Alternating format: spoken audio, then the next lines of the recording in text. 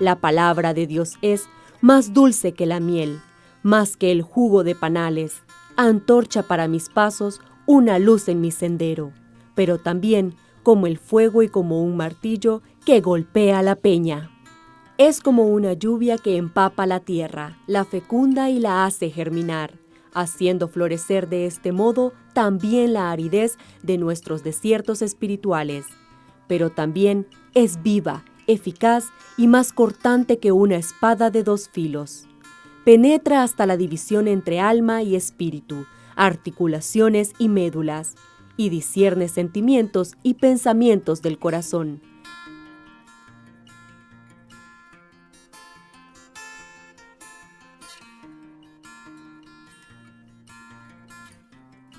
Saludos y bendiciones, queridos hermanos.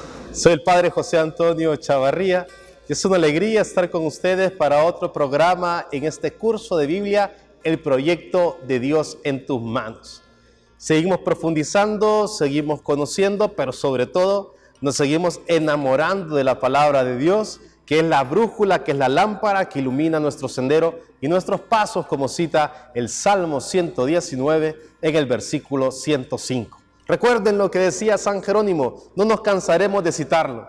El desconocimiento de la Escritura es el desconocimiento de Cristo. Hay que enamorarnos, hay que adentrarnos en el mundo de la palabra para que así se nos sea revelado el misterio hermoso de la salvación, revelado en Cristo nuestro Señor y que se ha puesto por escrito en la Sagrada Escritura, en la Sagrada Palabra. Hemos hecho un recorrido por el Antiguo Testamento, en los libros proféticos, en la obra deuteronomista de los libros históricos o narrativos, un recorrido a grandes pasos por el Antiguo Testamento, unas nociones básicas sobre la Sagrada Escritura. Hoy, para finalizar ya nuestra reflexión o acercamiento chiquitito, llamémoslo así, un acercamiento chiquitito al Antiguo Testamento, quisiéramos comentar algo sobre el libro de los Salmos, que está incluido entre lo que se conoce los libros poéticos de la Sagrada Escritura. Nos vamos a referir así brevemente al libro de los Salmos. El libro de los Salmos, recordemos el Salmo 150 en el versículo 6. Todo ser viviente alabe al Señor. El libro de los Salmos lleva en la Biblia hebrea el nombre de Sefer Tehilim, que se traduce como libro de las alabanzas. Así se traduce del hebreo Sefer Tehilim como el libro de las alabanzas. Los traductores griegos de los siglos III y II antes de Cristo lo llamaron Salmoi, que significa cantos con acompañamiento de cuerdas. En un manuscrito que lleva el título de Psalterium, nombre de un instrumento musical de cuerda. Los títulos dados por el Antiguo Testamento en griego son los que pasaron a la versión latina y a las traducciones en otras lenguas hasta la actualidad. La obra consta de 150 composiciones poéticas de diferente género.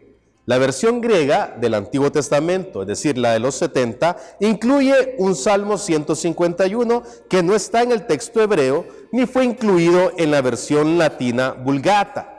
La Iglesia Católica no lo admite como canónico. Cuando se compara el texto hebreo con la versión griega, se encuentra una diferencia en la numeración de los salmos. Los salmos 9 y 10 de la Biblia hebrea, en la Biblia griega están unidos en un solo salmo, en el Salmo 9. Lo mismo los salmos 114 y 115 de la Biblia hebrea, la Biblia griega es el Salmo 113. El Salmo 116 de la Biblia hebrea, en la Biblia griega, está cortado en dos, Salmo 114 y 115, y Salmo 147 de la Biblia hebrea. En la Biblia griega también está cortado en dos, Salmos 146 y 147. Por esta razón, la mayoría de los salmos lleva doble numeración, un número según el hebreo y otro, el que está entre paréntesis, según el griego. Algunos han hecho siempre esa pregunta, ¿por qué los salmos aparecen dos números, uno en paréntesis y otro fuera de paréntesis? Pues ahí está la respuesta. Las doxologías o palabras de alabanza puestas al final de algunos salmos dividen el Salterio en 5 partes.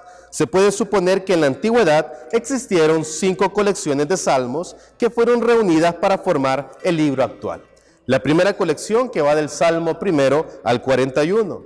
La segunda colección que va del Salmo 42 al 72. La tercera colección del Salmo 73 al 89. La cuarta colección del Salmo 90 al 105. Y la quinta colección del Salmo 106 al 150.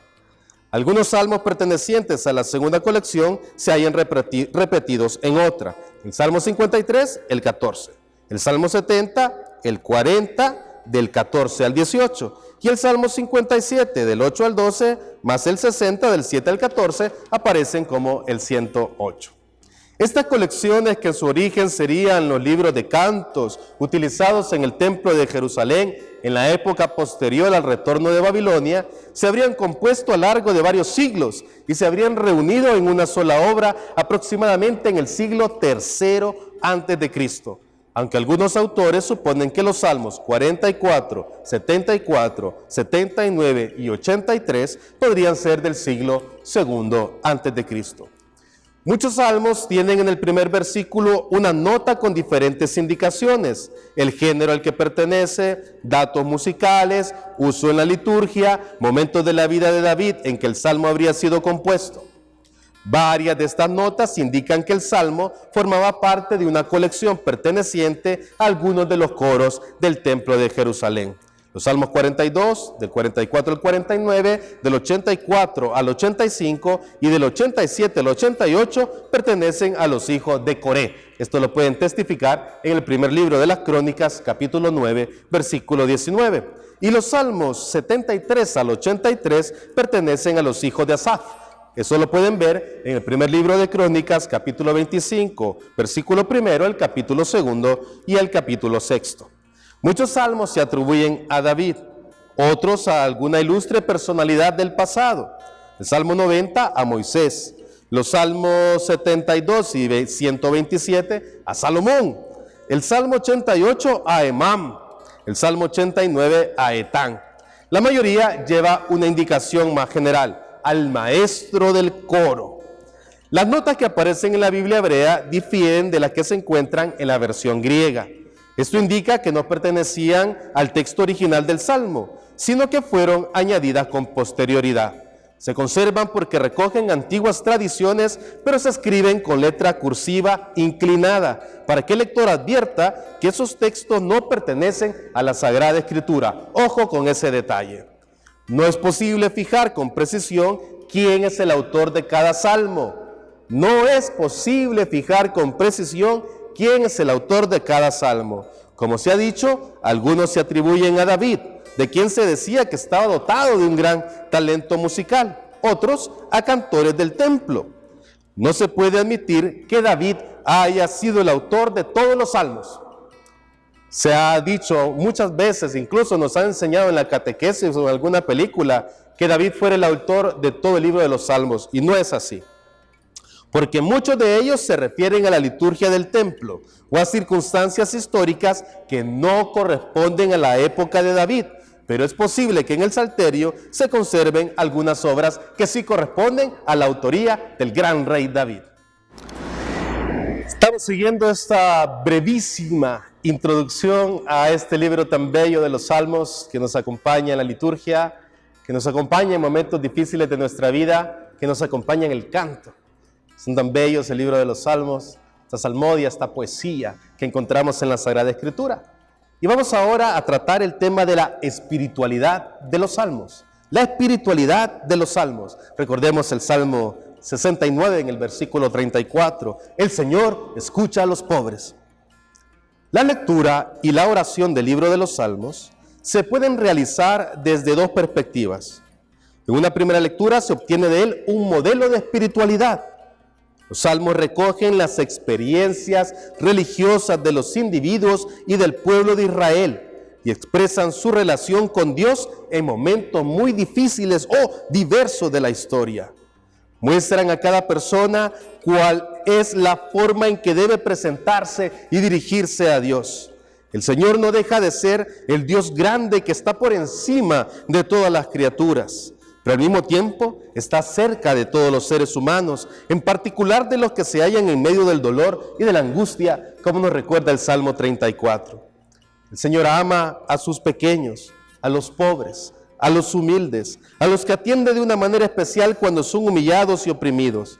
Por eso, el ser humano se siente siempre asombrado por este Dios tan grande que se ocupa de alguien tan pequeño como Él. Así como nos recuerda el Salmo 8 en el versículo 144. Quien ora con el salterio aprende a apoyarse en Dios y a dirigirse a Él con total confianza, seguro de que está y será siempre escuchado por Dios. El Señor rechaza la soberbia y la autosuficiencia. Esto es importante, una clave de lectura de los Salmos. El Señor rechaza la soberbia y la autosuficiencia. Es necesario que quien se presenta ante Él se muestre como pobre y necesitado y sepa dar gracias cuando es socorrido. El que ora con los salmos se hace sensible al clamor de los pobres, siente como hecha a sí misma la opresión y la injusticia que se hace con los más débiles. Se solidariza con ellos y clama a Dios para que establezca su reinado y su justicia en la tierra. En todo el salterio resuena la petición: sálvame. El orante espera con ansia el reinado final de Dios, prefigurado en Jerusalén, en la Jerusalén futura, cantada en los Salmos. La segunda lectura de los Salmos es la que se realiza desde la fe cristiana. En primer lugar, la leemos desde la experiencia de fe del pueblo de Israel. Aquí podríamos, por ejemplo, recordar los salmos que se conocen como desde la subida. Cuando cantamos: qué alegría cuando me dijeron, vamos a la casa del Señor. Ya están pisando nuestros pies tus umbrales, Jerusalén. Es el Salmo 121, que corresponde a ese momento histórico en el que el pueblo de Israel está retornando a la tierra, está retornando a su templo. Hemos leído entonces los Salmos desde la experiencia de fe del pueblo de Israel. La segunda lectura la realizamos desde la fe cristiana. Los primeros cristianos heredaron de los judíos de su tiempo la convicción de que los salmos habían sido compuestos por David y que de una u otra manera cada uno de ellos se referían al Mesías. En consecuencia, cuando los autores del Nuevo Testamento leían los salmos, los aplicaban a Jesús, en especial cuando aparece como el justo que sufre y ora en su pasión. Continuando con esta misma línea, los padres de la iglesia enseñaron que el verdadero orante de los salmos es Jesucristo, verdadero hombre a la vez que verdadero Dios. Cumple con su función sacerdotal ante el Padre como mediador. Asume los gemidos y las quejas, los dolores y las angustias, las alegrías y las tristezas de todo el mundo y presenta todo esto ante el Padre. Él hace suyo los padecimientos de todos y gime ante el Padre porque es perseguido, maltratado e insultado. En la voz del Señor se oye la voz y el gemido de todo su cuerpo. San Agustín dice que Jesús en los Salmos ruega por nosotros como sacerdote. Vean qué expresión tan bella de San Agustín. Jesús en los Salmos ruega por nosotros como sacerdote. Debemos reconocer nuestra propia voz en Él y su propia voz en nosotros. Eso decía totalmente San Agustín. Ruega por nosotros como sacerdote, debemos reconocer nuestra propia voz en Él y su propia voz en nosotros. Hay entonces una sola oración de la cabeza y del cuerpo. Los miembros de la iglesia que oran con los salmos lo hacen como miembros del cuerpo de Cristo y con Cristo hacen suyas las alegrías y las angustias, los dolores y las esperanzas de toda la humanidad, junto con toda la iglesia y por medio de Cristo las presentan ante el Padre. La iglesia ha valorado tanto la oración con los salmos que nosotros podemos encontrar todo el libro del Salterio, la liturgia de las horas, que es la oración de la iglesia unida orando a la luz de los salmos. Hoy es una oración bellísima. Ojalá que nosotros pudiéramos orar con los salmos, con la oración de la iglesia. Los sacerdotes lo hacemos como parte de nuestras promesas. El día de nuestra ordenación diaconal, nosotros prometemos orar con la liturgia de las horas, donde oramos con la salmodia.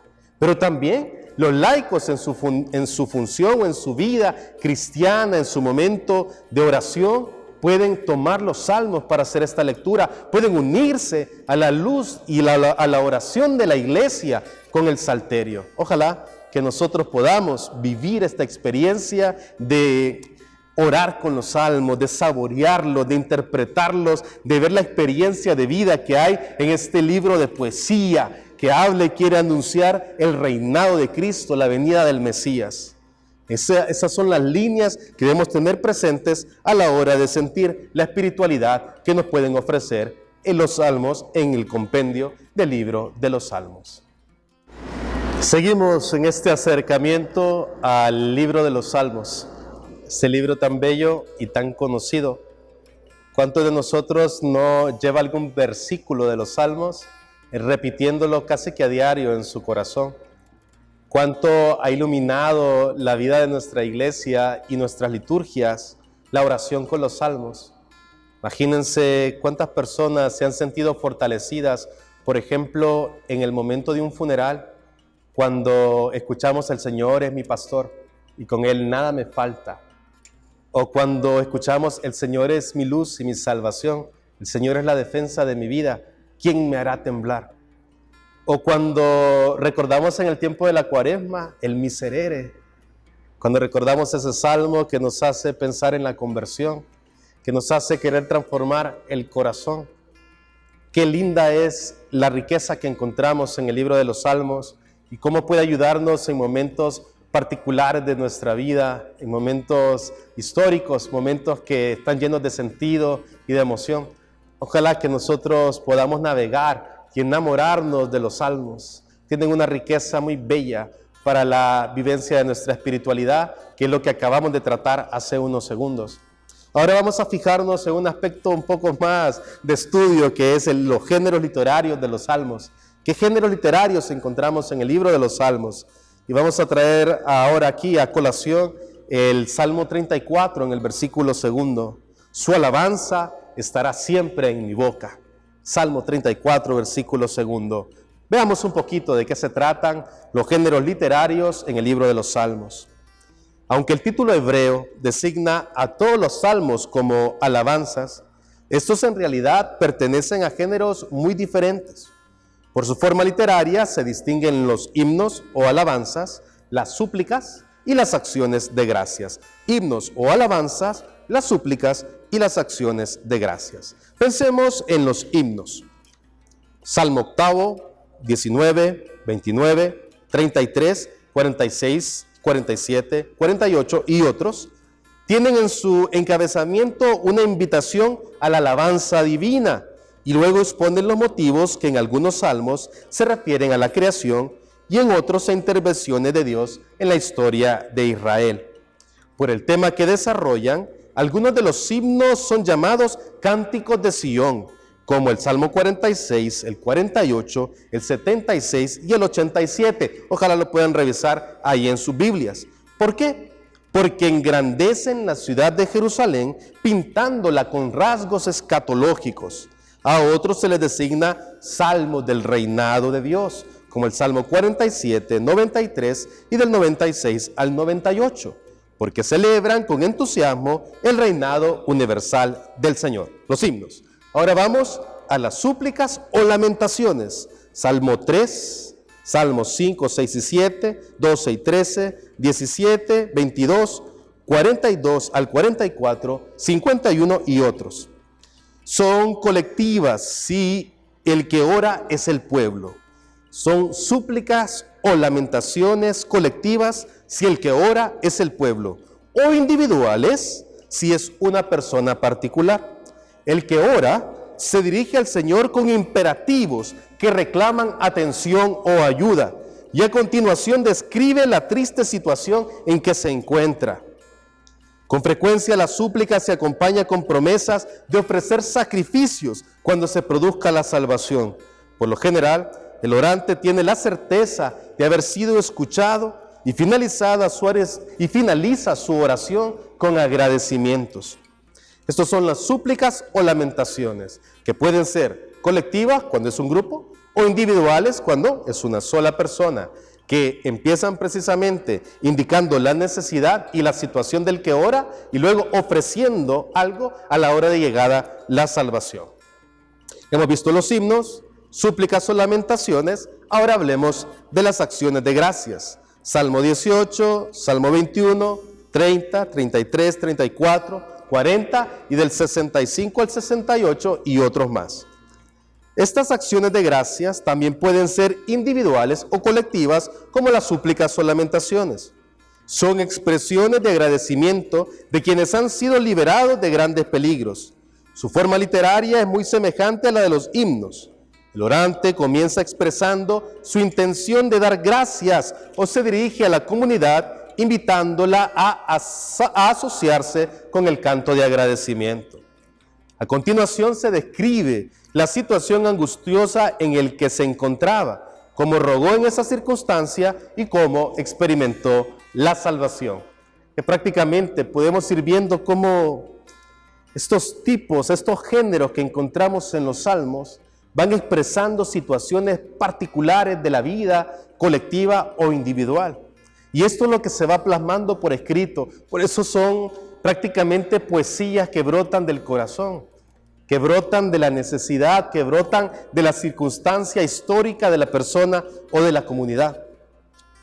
Algunos salmos no se distinguen por su forma literaria, sino por la temática. Los salmos reales o de la realeza, como el Salmo 2, 18, 45, 72 y 110, entre otros. Son los que se refieren a distintas circunstancias de la vida del rey. Los cantos de peregrinación, que van del 120 al 134, por su parte eran cantados por los peregrinos que se dirigían a Jerusalén, como hemos cantado hace un momento, el Salmo 121. En algunos salmos, los que piden a Dios que cesen las injusticias, expresan al mismo tiempo su odio a los enemigos y sus deseos de venganza, como el Salmo 5, el Salmo 28, el Salmo 79 y el Salmo 137. Los salmos con los que se pide a Dios que reprima la injusticia y la violencia siguen siendo actuales. Pero el odio a los enemigos y el deseo de venganza son actitudes que fueron corregidas por la predicación y el ejemplo de Jesucristo. Por esta razón, los fragmentos de los salmos que traslucen esos sentimientos no se recitan en la liturgia de la Iglesia Católica. Qué hermoso es poder adentrarnos en el mundo de los salmos. ¿Cuánto podríamos nosotros enamorarnos cada día más de la palabra del Señor si oráramos con los salmos? Quisiera invitarlos a orar con los salmos.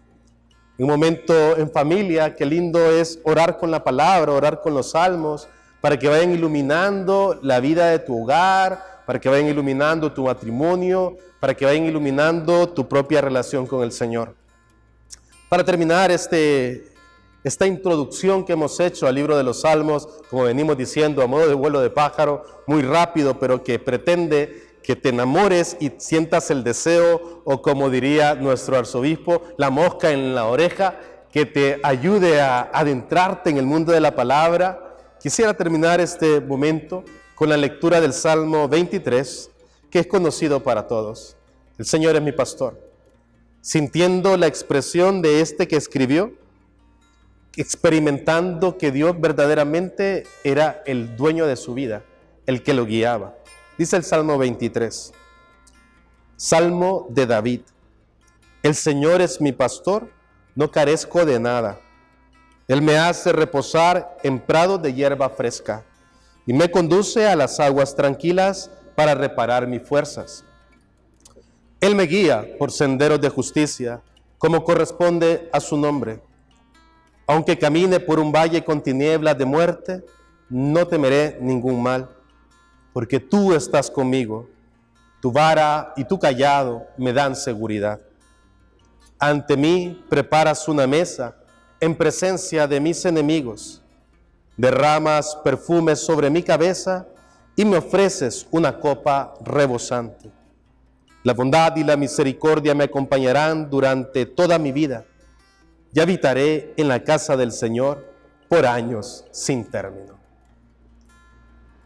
Cuánta riqueza encontramos en el libro de los Salmos.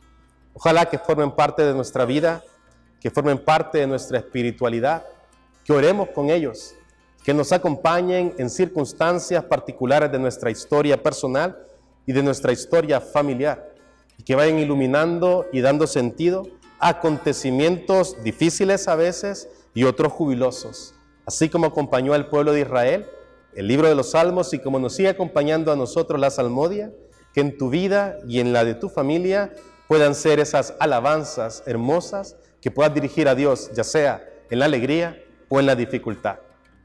Recuerden, queridos hermanos, queridos amigos, el desconocimiento de la Escritura es el desconocimiento de Cristo.